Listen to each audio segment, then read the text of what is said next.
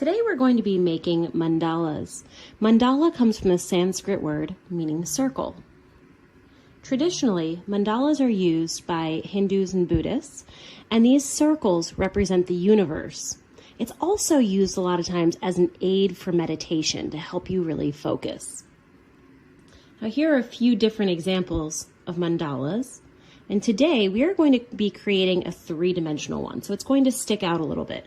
And we're going to be using cardboard tubes. So you can use wrapping paper tubes, you can use toilet paper tubes, or you can use paper towel rolls. Now first we're going to start off with a few basic designs, and I'll show you how to make those. To start making these shapes, you're going to take one of your tubes and you're just going to flatten it against the table. That's going to make it easier for you to cut. Then you're going to want to cut this in equal-sized pieces. If I look at mine are about as thick as my finger here, maybe a little bit closer to my pinky. And I want them each to be about that size. It doesn't need to be perfect. I'm going to try to cut straight lines. I'm just going to cut this whole thing up.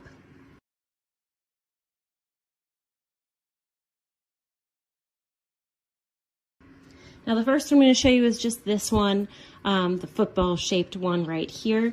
And the reason why I'm going to show that to you first is because once you cut your paper tubes after you flattened it, they're already that shape. You don't have to change it at all. So that's the easiest one of all of them.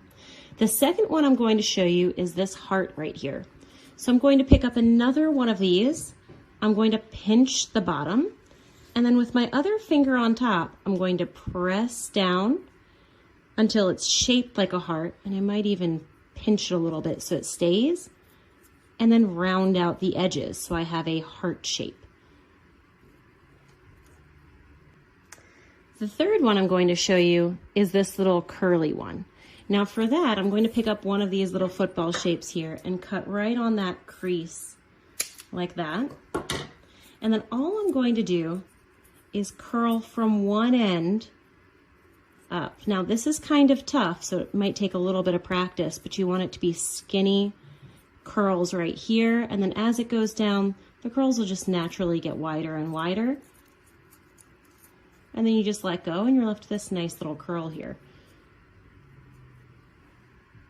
The next one I'm going to show you is this one right here, and that's kind of easy. You take this one that looks like a football here, and then all you're going to do is hold the top and the bottom, and then you're going to pinch them together and then flatten it out this way too, so that when you open it, you have these four corners. It kind of looks like a square.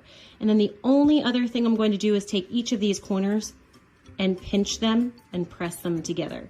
Then I'm going to do the other side too, pinch and press together. And then I have this sort of diamond-y shape thing here.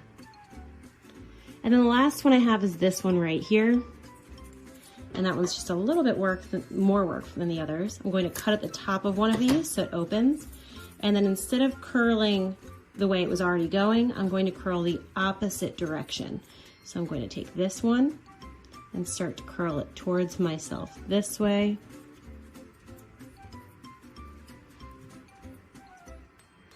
And then do the same thing on the other side.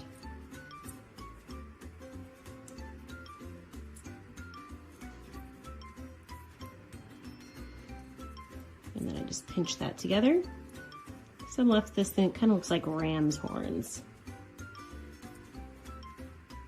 Then what you're gonna do is you're gonna pick one of your designs and choose a center, I guess, design to have in the middle. And then just have them all going around in a circle. This is going to be a radial pattern going around in a circle. Once you have your first design set, then you can use a different pattern to fill in the spaces, and it should be in the same spot all the way around, and then we're just going to keep building it until it's really large.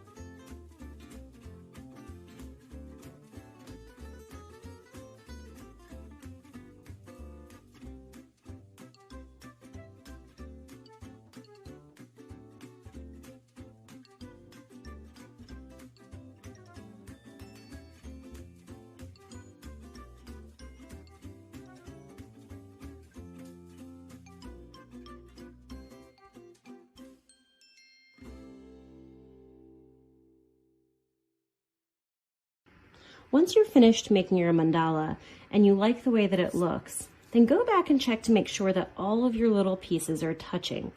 They have to be touching for the next step when we glue it together, because if any pieces aren't touching, then it's not going to hold together.